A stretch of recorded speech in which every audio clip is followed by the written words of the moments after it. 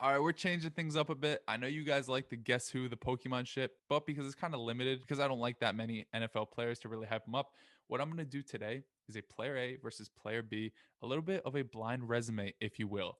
And then at the end, I'll reveal who they are. I'm not going to have the Pokemon cut. So, what I will do instead is timestamp when I do the reveal, and obviously everything before the reveal between the intro and that will be me setting up the blind resume.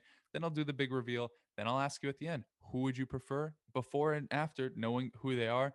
Do not mind the hair. The hair is like, I got to do something with this thing. I already got it cut one time. It's still a mess. But you didn't come here for the hair. You came here for the dichotomy. So let's hit the intro and get straight to it.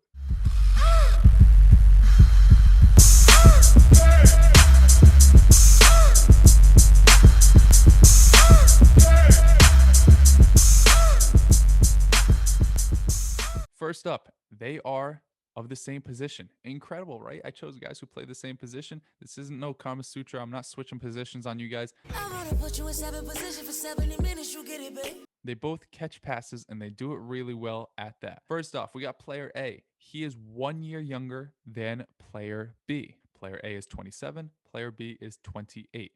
But when we talk about longevity in this league, player A has missed 10 games over his last 2 years, whereas player B has not missed a game at all in these past 2 years. So player B has definitely shown a little bit more stability and durability throughout his past 2 years in the NFL. Both men, both player A and player B, have two 1,000-yard seasons on their resume to this point, which is pretty impressive.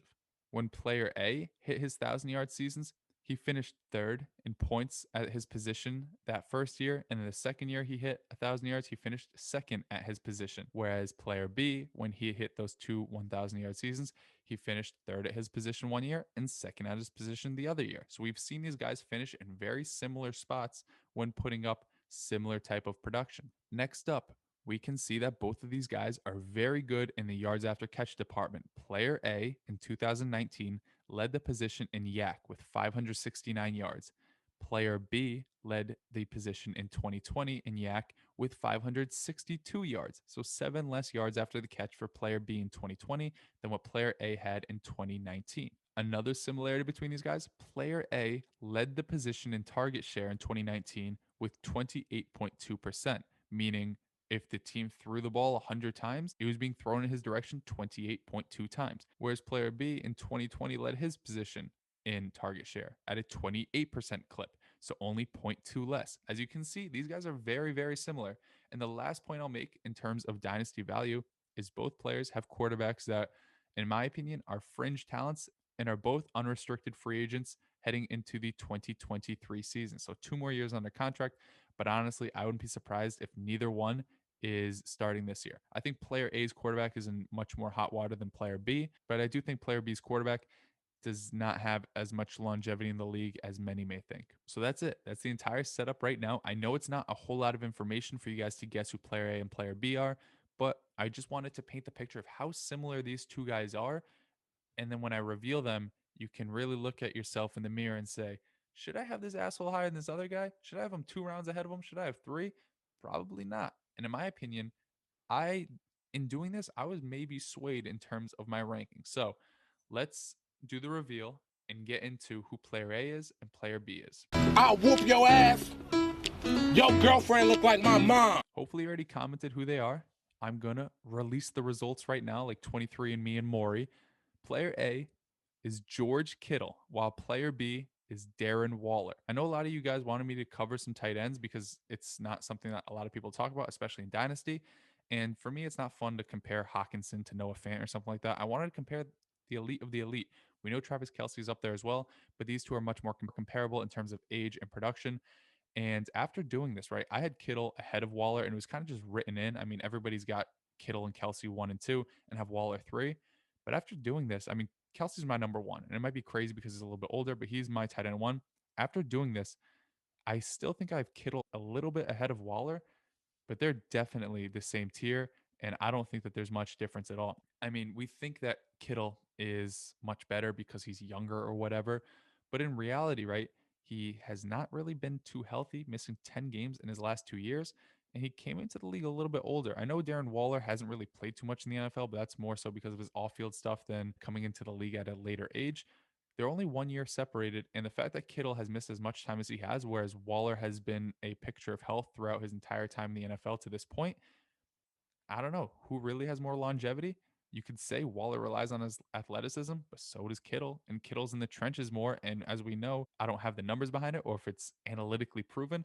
But when you're trying to block 300-pound defensive ends or whatever, 290-pound defensive ends, the chances of you getting injured are probably higher than when Darren Waller's lining up across from a fucking 210-pound cornerback or something like that. So does he have more longevity in the league, George Kittle? Maybe, but I wouldn't bet on it.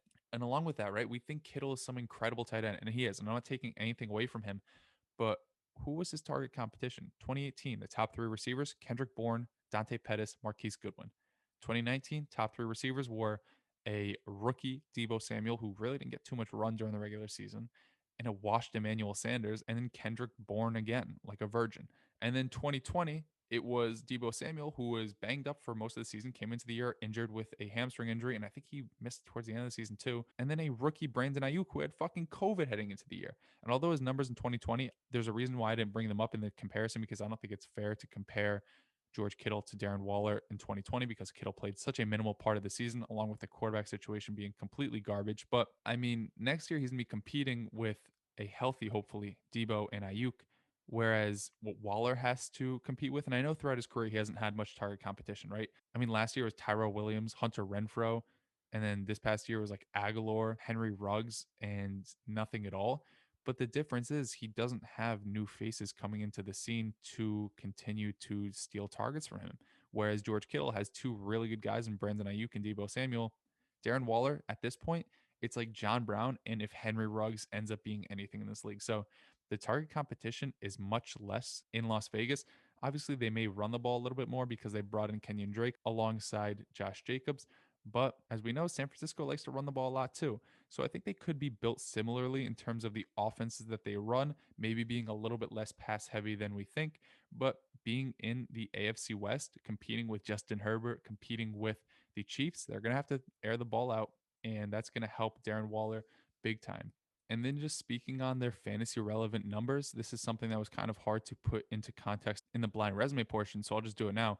Darren Waller, his biggest concern was his red zone usage in 2019. He only scored like 3 touchdowns, but that went up to 9 this year. And that's because he went from 11 red zone targets to 22 this past season in 2020. He led the position in red zone targets this year with 22, and he jumped from 3 to 9 touchdowns because of that. And it's not like I'm just making those numbers up. He had 6 touchdowns in the red zone this year. So 66% of his touchdowns, or 67 if you want to round up, came from the red zone. Whereas the prior year, the same percentage came in the red zone as well. He had 2 red zone touchdowns out of 3 total touchdowns. So it was just a matter of him getting more usage in that department of the field. Whereas George Kittle is also heavily used in that department, but he only scored 5 touchdowns in his two 1,000-yard seasons, where he had 18 and 17 red zone targets, respectively. So they're both being used heavily in that department of the field, but Darren Waller has shown to be a touchdown monster when actually deployed in that type of capacity. And then I brought up the yak as well. So not only are both guys being used in the red zone, but yards after the catch, Darren Waller has been elite. In 2019, he had 565 yak. In 2020, he had 562 yak, ranking second in 2019, only behind Kittle, only 2 yards behind Kittle and yak. And then this past year, he was number one in yards after the catch. Whereas George Kittle, we know that's kind of his calling card, and he did lead the league. He was ahead of Darren Waller in 2019 in terms of yards after the catch, but they were extremely similar and they were off by 7 yards. So it's not like either one is really blowing the other out of the water. So when it's all said and done, they are extremely close. Who would I rather own? This is where it gets shisty because I want to say Kittle, but my brain is kind of telling me Waller. I mean, Darren Waller is basically a wide receiver, and so is George Kittle. But George Kittle's lack of durability he's shown these past 2 years, and I know he wants to go out in the field. I'm not calling him soft or anything like that, but it's just the fact of the matter. He doesn't stay on the field as often as Darren Waller has. And it being a 1 year separation in terms of age, and Waller having much less tread taken off his tires because he really hasn't played football aside from these past 2 years. I don't know. I think I'm going to move Waller to my tight end too. And it might sound crazy, but after doing the blind resume and after running through their numbers, like fantasy wise, The touchdowns in terms of red zone usage are going to be there. Yak picking up yards by themselves are going to be there. Deep targets, Waller's used more in the deep game. He led the tight end position this past year with 17 deep targets. And then looking at quarterback situation, maybe San Francisco is in a better spot because it looks like they're going to cut ties with Jimmy G and maybe get Trey Lance. But what if Trey Lance doesn't work out right away? And Derek Carr, I don't think he's an elite franchise quarterback, but he gets the job done, and he has been getting it done with Darren Waller. And George Kittle has produced with CJ Beathard or Beathard or whatever his name is and Nick Mullins. But I would like a more stable one that shows much less fluctuations than what San Francisco has to offer. Obviously, Shanahan is going to prop up whoever is behind center, but I think the verdict for me is, yeah, I'm taking Darren Waller. I'm going to change my rankings right now. This is crazy, and I know you guys aren't going to like it, but that's how this video ended up turning out. So if you enjoyed, leave a thumbs up. If you didn't, leave a thumbs down. Let me know who you would prefer between these two guys, and maybe comment down below a dichotomy you want me to bring up in another episode, and I won't tell you which one I pick, but I'll probably choose one of them and then do it and then reveal it, and then you'll know if your comment was the one that I chose. But that's going to do it for today's episode. Hopefully you guys enjoyed, but I hope you guys have a great Wednesday. I hope that you enjoy these hype videos we've been putting up, and Tony and Jared and Gabe, incredible work on the editing. I really appreciate it if you're watching this, and there's more to come. So up until the draft, we'll be dropping those, and hopefully throughout the offseason, I'll keep up with these type of videos. So that's gonna be it for today. We'll catch you guys sometime soon. Channel, Chatham's on. Foolies glad I'm home. Even my haters kinda glad I'm on. Rest in peace to my vagabond. Rapper, song, singer, suspended, subpoenaed for misdemeanors. Dreamer, held back asses, Loki still a in. And I still shake a boat squat. Ran for my broke, got city on the come.